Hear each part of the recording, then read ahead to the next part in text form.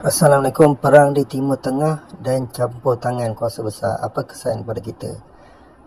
Ini adalah pendapat secara peribadi saja, iaitu yang pertama, barang akan naik harga lah. Sebagaimana kita tahu, jika ada tidak stabil dari segi politik dunia, maka barang akan naik harga, dan harga emas juga akan naik disebabkan oleh peperangan tersebut. Minyak petrol juga akan naik harga.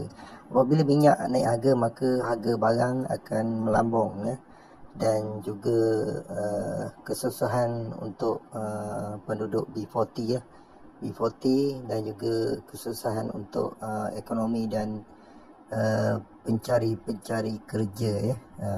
Jadi itu adalah impak yang mengenai pada negara-negara membangun, dan juga Malaysia mungkin akan terkena tepias juga apabila jika Selat Hormuz di Iran itu ditutup.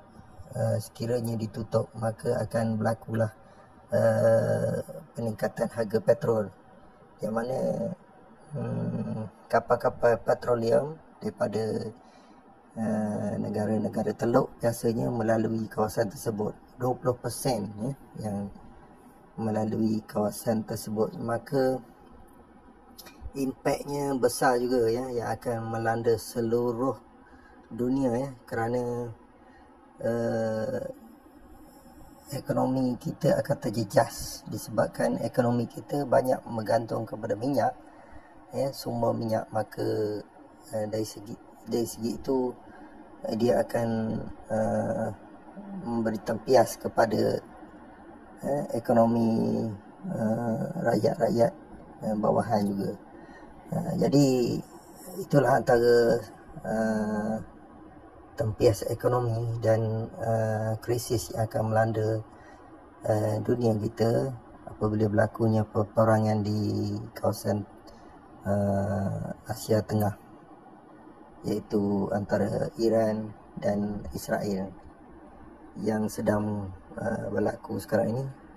Dan kita berharaplah supaya perkara ini tidak melampau dan akan menjejaskan ekonomi dan kehidupan, terutama sekali mereka yang berpendapatan kecil, B40 di Malaysia dan seluruh dunia, insya-Allah. Semoga bermanfaat untuk kita bersama. Assalamualaikum warahmatullahi wabarakatuh.